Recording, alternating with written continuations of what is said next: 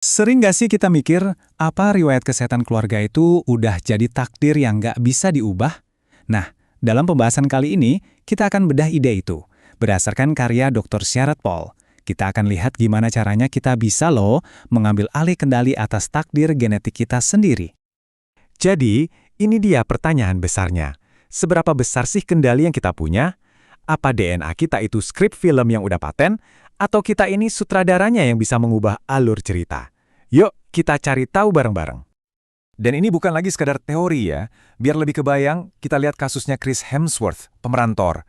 Hasil tes genetik nunjukin risikonya kena Alzheimer itu 10 kali lipat lebih tinggi.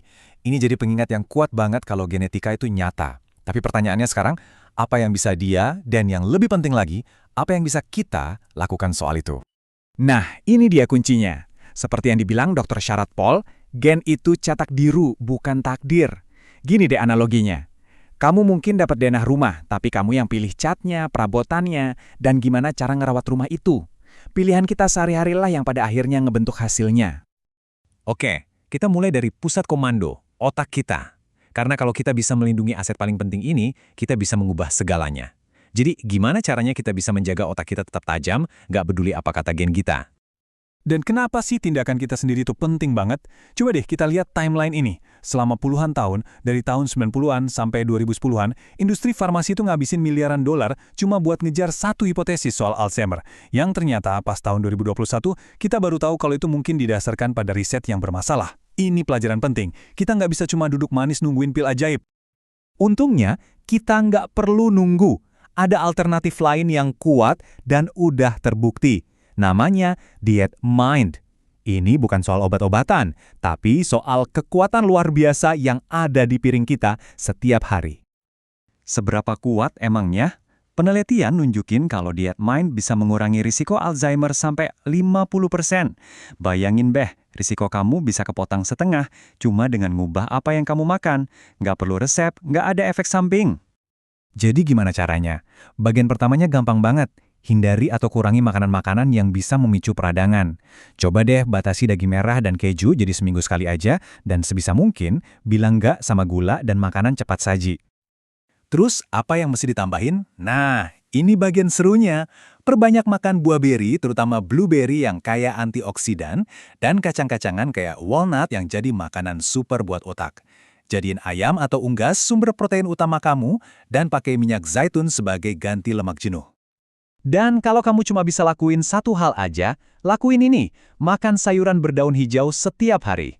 Studi membuktikan ini bisa bikin kinerja otak kamu setara dengan otak yang 11 tahun lebih muda.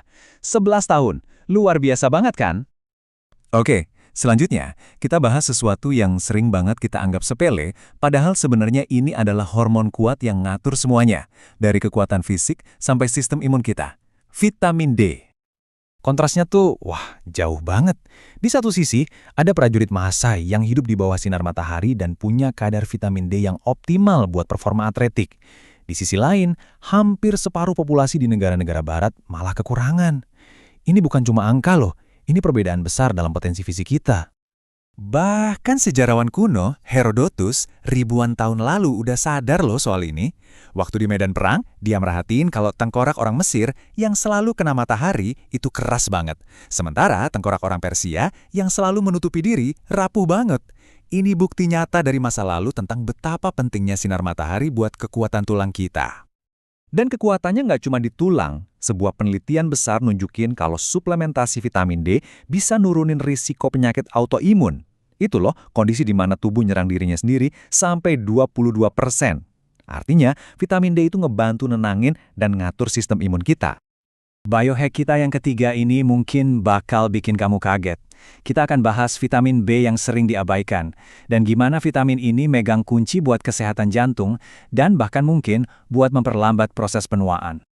Cerita soal folat ini unik banget. Awalnya dari sebuah misteri.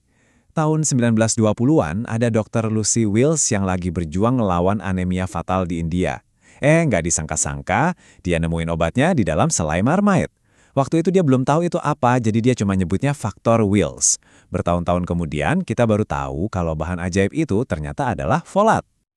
Jadi, kenapa folat sepenting itu? Gini loh, ini kayak reaksi berantai yang simpel banget. Langkah pertama, kamu kurang makan folat. Langkah kedua, tubuh kamu gagal mendaur ulang asam amino yang namanya homocysteine. Langkah ketiga, homocysteine numpuk di darah. Dan langkah keempat, yang paling bahaya, risiko serangan jantung dan stroke kamu jadi meningkat. Dan ini bukan cuma teori loh, ada buktinya. Sebuah analisis besar yang libatin lebih dari 80.000 orang ngebuktiin kalau suplementasi folat itu secara signifikan nurunin risiko stroke sampai 10% dan juga risiko penyakit kardiovaskular secara umum. Intervensi yang simpel, tapi dampaknya terbukti secara ilmiah. Dan ternyata ceritanya nggak cuma soal jantung. Jalur yang sama yang dipengaruhi oleh folat itu ternyata juga erat kaitannya sama penuaan. Dalam studi pada cacing C. elegans, para ilmuwan bisa loh memperpanjang masa hidup rata-rata cacing itu sampai 28% cuma dengan memanipulasi jalur ini. Ini ngasih kita petunjuk menarik tentang gimana nutrisi bisa mempengaruhi umur panjang kita. Oke, jadi dari semua ini, apa artinya buat kita? Yuk kita satuin semua kepingan puzzle-nya. Kutipan dari Dr. Paul ini benar-benar ngerangkum semuanya. Pengobatan gaya hidup adalah spesialisasi medis baru di mana Anda bisa menjadi dokter bagi diri sendiri. Ini adalah pergeseran pola pikir total, dari yang tadinya nungguin penyakit datang, jadi proaktif membangun kesehatan setiap hari. Jadi, intinya gini, gen kamu mungkin ngasih DNA awal, tapi bukan bangunan jadinya. Pilihan makananmu, paparan sinar mataharimu, dan asupan nutrisimu, itulah alat yang kamu pakai, batu bata demi batu bata, untuk membangun kesehatan yang kokoh. Nah, ini semua balik lagi ke pertanyaan awal, tapi dengan sudut pandang baru.